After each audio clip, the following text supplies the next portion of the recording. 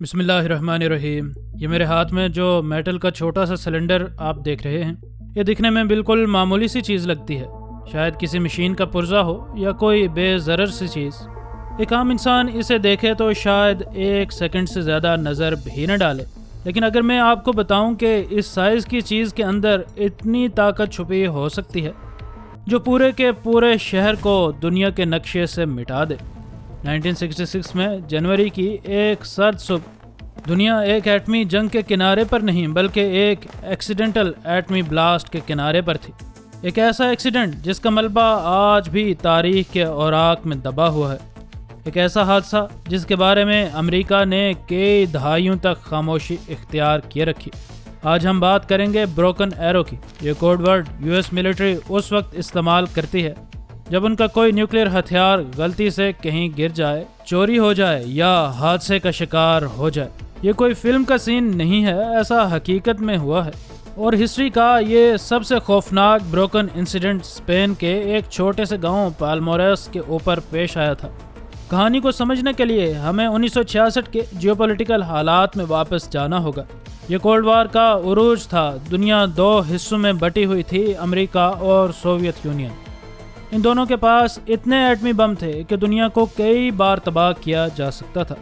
ان دونوں ممالک نے ایک دوسرے پر کبھی حملہ تو نہیں کیا، لیکن یہ ایک دوسرے کو ہمیشہ انڈر تھریٹ رکھتے تھے۔ اسی خوف نے جنم دیا ایک آپریشن جس کو کوڈ نیم آپریشن کروم ڈوم دیا گیا۔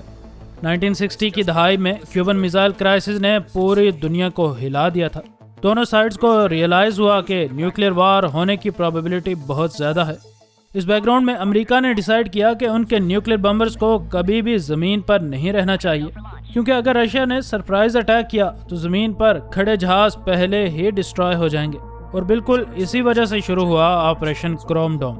اس آپریشن کا مقصد سمپل لیکن خوفناک تھا۔ امریکن B-52 بمبرز جو کہ اس وقت کے سب سے طاقتور جنگی جہاز تھے، 24 گھنٹے ہوا میں رہیں گے۔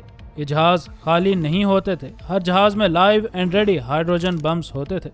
پلان یہ تھا کہ اگر رشیا کبھی امریکہ پر حملہ کرے تو یہ جہاز پہلے سے ہوا میں موجود ہوں اور فوراً جوابی کارروائی کر سکیں۔ یہ ایک سائیکولوجیکل ڈیٹرنٹ تھا، رشیا کو یہ دکھانا کہ امریکہ ہمیشہ تیار ہے تاکہ وہ حملہ ہی نہ کرے۔ یہ پائلٹس کئی گھنٹوں تک ہوا میں رہتے تھے، دنیا کے گرد چکر لگاتے تھے، کوئی اینیمی نہیں تھا، کوئی ایکچوئل مشن نہیں تھا، صرف بورنگ پیٹرولز۔ یہ روٹین تھکا دینے والی تھی اور یہی سب سے بڑا خطرہ تھا۔ جب انسان بور ہو جائے، جب روٹین زیادہ نارمل اور کامن ہو جائے تو غلطیاں ہوتی ہیں۔ صبح تقریباً 10:30 بج رہے تھے۔ اسپین کی سدرن کوسٹ پر میڈیٹرینین سی کے کنارے پالموریس نامی ایک چھوٹا سا گاؤں اپنی معمول کی زندگی گزار رہا تھا۔ وہاں کوئی 1500 لوگ رہتے تھے، کسان کھیتوں میں کام کر رہے تھے، مچھیرے سمندر میں جال ڈال رہے تھے، بچے اسکول جا رہے تھے۔ ان سب کو کوئی اندازہ نہیں تھا کہ 31,000 فٹ کی بلندی پر ان کی قسمت کا فیصلہ ہونے والا ہے۔ اوپر آسمان میں US ایئر فورس کا ایک B-52G اسٹریٹ آف فورٹریس بمبر اپنے مشن کے ایک کروشل فیز میں تھا۔ یہ جہاز نارتھ کیرولینا کی سیمور جوہنسن ایئر فورس بیس سے اڑا تھا اور اب اسے ہوا میں ہی فیول بھروانا تھا، جسے مڈ ایئر ریفیولنگ کہتے ہیں۔ 30,000 فٹ کی بلندی پر 600 میل فی گھنٹہ کی سپیڈ سے اڑتے ہوئے 2 بڑے جہازوں کو ایک دوسرے کے بالکل قریب آنا ہوتا ہے اور ایک میٹل کے پائپ کے ذریعے فیول ٹرانسفر کرنا ہوتا ہے۔ یہ ایویشن کا سب سے مشکل منور ہے، ذرا سی غلطی اور سب کچھ ختم۔ B-52 بمبر ایک KC-135 اسٹریٹو ٹینکر کے قریب پہنچا۔ کیپٹن چارلس وینڈروف جہاز کو اسٹیڈی رکھنے کی کوشش کر رہا تھا۔ ٹینکر پلین سے فیول کا بوم نیچے آیا، سب کچھ نارمل لگ رہا تھا، لیکن پھر ٹربولنس کا ایک اچانک جھٹکا لگتا ہے۔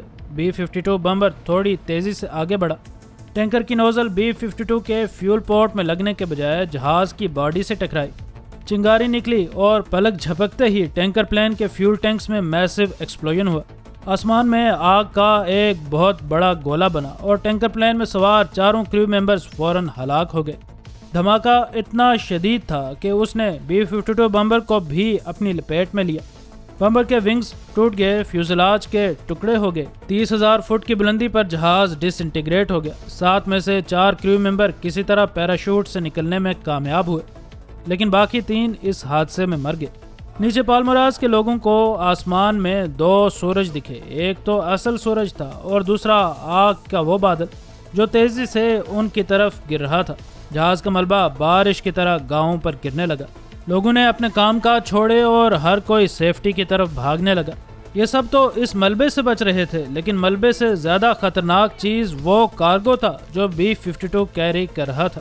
جہاز کے ٹوٹنے سے اس کے بم کیرنگ بیز کھل گئے تھے اور اس وقت پالمراز کے آسمان میں 4 live B-28 hydrogen bombs free fall کرتے نظر آئے۔ ہر بم کی طاقت ہیروشیما پر گرنے والے بم سے تقریباً 70 گنا زیادہ تھی۔ کیا یہ بمز زمین سے ٹکرانے کے بعد پھٹے یا نہیں؟ اگر نہیں تو یہ ملے کس کو اور کیسے؟ اور کیا ان میں سے کوئی ایک بم بہت ڈھونڈنے کے بعد بھی نہ مل سکا؟ اور کیا ان بمز کے پیچھے فوراً رشین انٹیلیجنس بھی لگ پڑی تھی؟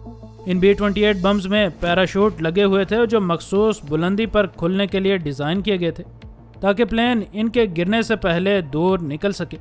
لیکن اس دن قسمت اور فزکس کا کھیل کچھ اور ہی تھا۔ ان 4 بمز میں سے صرف ایک بم ایسا تھا جس کا پیراشوٹ صحیح طرح کھل سکا۔ یہ بم المنظرہ ندی کے خشک کنارے پر جا گرا اور تقریباً صحیح سلامت رہا۔ ایک اور بم بھی نسبتاً صحیح حالت میں ایک کھیت میں پڑا ملا، لیکن باقی 2 بمز کا انجام بہت خوفناک ہوا۔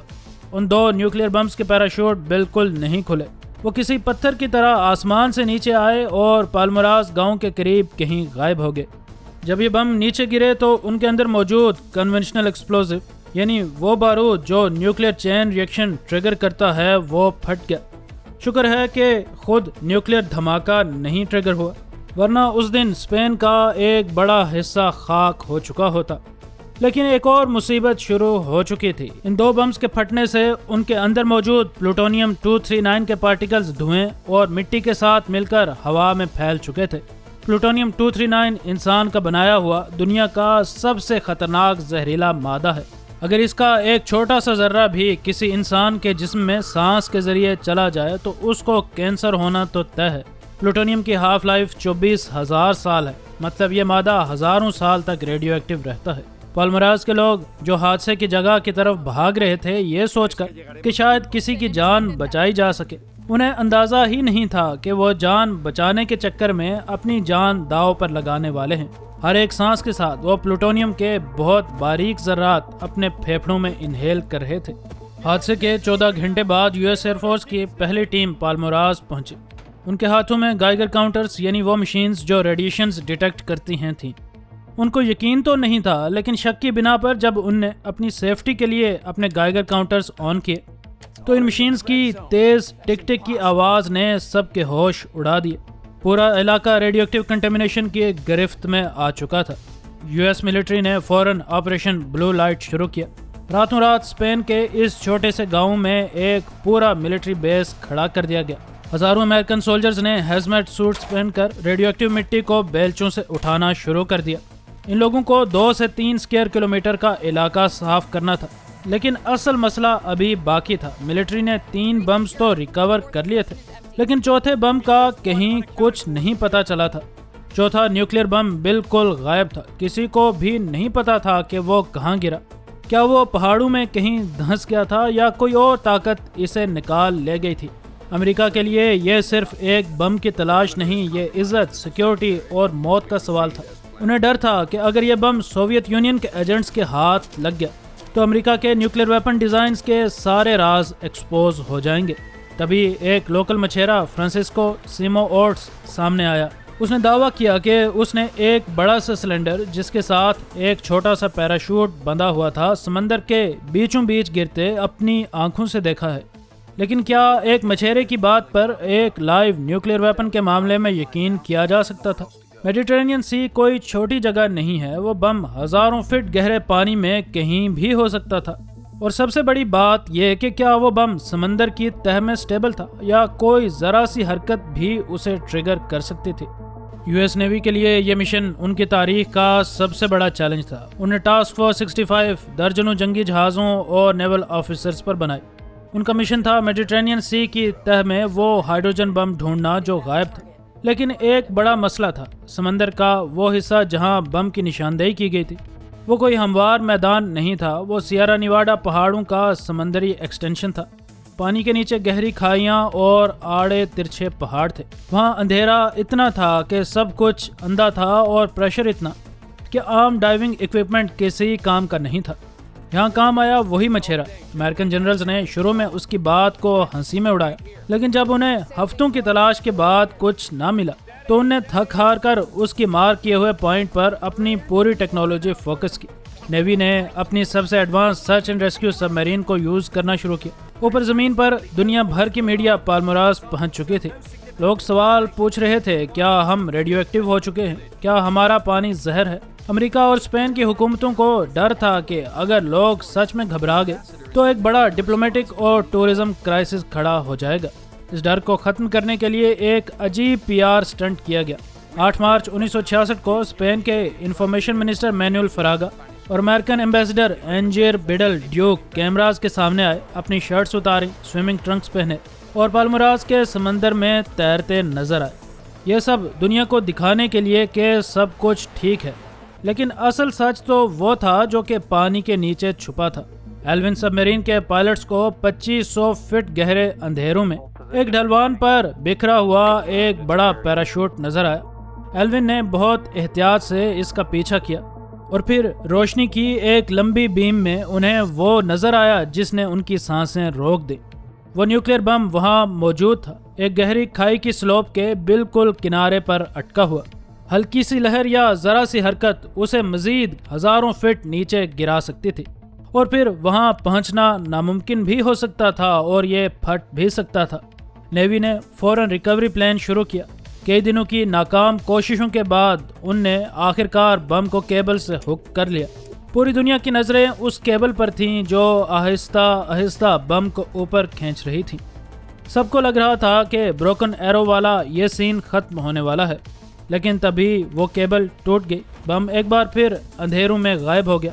اب وہ کتنی گہرائی میں تھا یہ کوئی نہیں جانتا تھا۔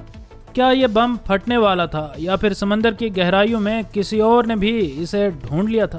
امریکہ کے پاس ہار ماننے کا کوئی آپشن نہیں تھا۔ انہوں نے اپنا سیکرٹ ویپن اتارا، کرو یعنی کیبل کنٹرولڈ انڈر سی ریکوری وہیکل۔ یہ یو ایس نیوی کا اس وقت کا سب سے ایڈوانسڈ انڈر واٹر روبوٹ تھا جو نارملی سنکن ٹارپیڈوز اور اکوپمنٹ ریکور کرنے کے لیے بنایا گیا تھا۔ اب اسے اپنا سب سے بڑا امتحان دینا تھا۔ کرو کو پانی میں اتارا گیا۔ کئی اور دنوں کی مشکلات کے بعد 7 اپریل 1966 کو کرو نے بم کو ڈھونڈ نکالا اور اپنے میکینیکل ہاتھوں سے اسے مضبوط ہک سے پھنسا بھی لیا۔ جب وہ بم یو ایس ایس پیٹرل جہاز کی سرفس پر آیا تو وہاں موجود ہر آفیسر نے سکون کی سانس لی۔ 81 ڈیز کی یہ ڈیپ سی جنگ آخرکار ختم ہوئی۔ یہ وہ بم تھا جس کی وجہ سے امریکہ کی راتوں کی نیندیں اڑی ہوئی تھی، جس کی وجہ سے دنیا بھر کے نیوز پیپرز میں سنسنی پھیلی ہوئی تھی۔ اب وہ امریکن نیوی کی کسٹڈی میں تھا۔ امریکہ کے لیے یہ ایک بڑی فتح تھی، لیکن دنیا کے لیے تو یہ کہانی ختم ہو رہی تھی، جبکہ پالمراز کے لوگوں کے لیے یہ قیامت کا نیا آغاز تھا۔ اس مچھیرے کو امریکہ نے اس خدمت کے بدلے میں $2000 کا انعام دیا۔ اس مچھیرے نے یہاں ایک بڑا عجیب کام کیا۔ اس نے کہا، میری اتنی بڑی ہیلپ کے بدلے بس $2000۔ اس نے اس ناانصافی کے خلاف امریکن گورنمنٹ پر مقدمہ کر دیا۔